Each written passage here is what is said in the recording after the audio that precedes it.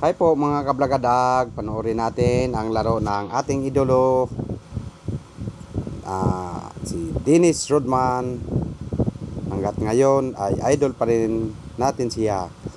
Ito, humahanap talaga siya ng paraan para kakuha ng foul at mindset niya ay sobrang talino.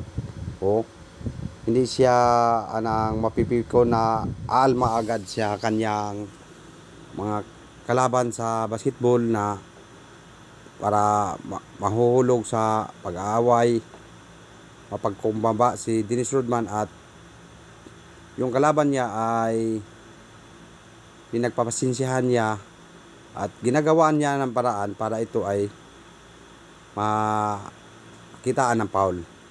Yun. Tingnan nyo.